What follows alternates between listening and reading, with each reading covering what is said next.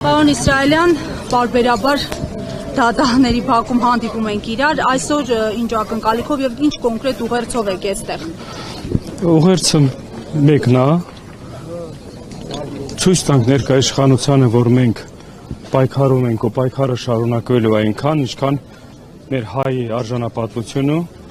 վերականգնենք, մեր արդարությունը վերականգնենք։ Այս նմանատիպ շինցու գործողությունները սա ժամանակավոր երևույթ է, որովհետև նմանատիպ մարդկանց կամքի ուժին մենք վստահենք, մենք որպես էլ հասարակություն նմանատիպ առաջնորդների կողքին էլ կանգնելու ենք մինչև վերջնական հաղթանակին։ Վերջնական հաղթանակը Հայաստանում հայ ապրելու իրավունքները վերականգնելն է, ամրապնդելն է, ներքին թշնամու հետ մենք կհաղթենք ներքին թշնամուն, արդեն կանցնենք արդեն արտաքին թշնամիների հետ պրոցեսները, գործողությունների պրոցեսները կարգավորելու համար։ Ես այսօրվա իրավիճակում ոչ մի ձևի չեմ տենում ինչ որ պայքարողություն, ամեն մի հայ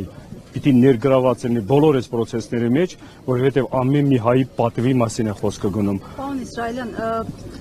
Սամվել Կարապետյանը մեծաթիվ ներդրումներ է արել Արցախի Հանրապետությունում, կսպասեիք, որ մի օր նա Հայաստանի Հանրապետությունում, մայր հայրենիքում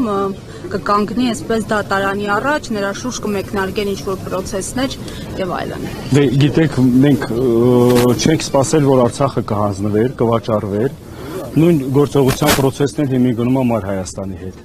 Այսօրվա իրավիճակում մենք կանգնած ենք լուրջ վտանգների առաջ, այդ վտանգները կանխելու համար, խոչընդոտելու համար ազգային համախմբվածություն է պետք։ Ազգային համախմբվածությունով մենք կարողանալու ենք բոլոր այս իրավիճակում, այս գործողությունները, այս ծանր իրավիճակից դուրս գանք ու հաղթահարենք։ Սամվել Կարապետյանը հանուն պետության են գործում։ Հանուն որ պետության։ Հայաստանի Հանրապետության։ Չեն ճշտում։ Իրանք միշտ ասում են հանուն պետության, բայց չեն ասում որ հանուն պետության։ Այսօրվա իրավիճակում իրաց ամեն մի գործողությունը մենակ Ադրբեջանի կամ թուրքերի շահերն է պաշտպանում։ Մեկ էլ որ ազգովի կամ հանրային դուրս է գալիս բողոքելու, սա բողոք չի, սա պայքար է։ Բողոքը ուրիշ է, պայքարը ուրիշ է։ Մենք պայքարում ենք մեր գոյատևության, մեր հայ լինելու ստեղ ամրապնդելու համար։ Սամվել Կարապետյանի հետ կապված ներկայաշխանությունը թող մի քիչ դրան 2% անի, հետո արդեն իրենց համեմատեն Սամվել Կարապետյանի հետ։ Սամվել Կարապետյանը, ոնց որ Ռուբեն Վարդանյանը, ամեն մի ծանր ժամանակ միշտ եղել է հայ ժողովրդի կողքին։ Հիմա մենք ցավոք սրտի Ռուբեն Վարդանյանին չկարողացանք տեր կանգնել կամ պաշտպանել, գտնվեց Բաքվի բանտում։ Այսօր էլ որ մենք տեր չկանգնենք մեր առաջնորդներին, այսօր էլ իրանք են շարունակական գտնվելու ստեղ մեր մայր հողում բանտում։ Տեսեք, Նիկոլ Փաշինյանը նշում է, որ մեր արցախցի քույրերն ու եղբայրները իրենք պիտի անեն այնպես, որ մնան մայր Հայաստանում, աշխատեն, արարեն եւ դրան զուգահեռել պարբերաբար նշում է, որ Արցախի հարցը Հայաստանի Հանրապետության վզին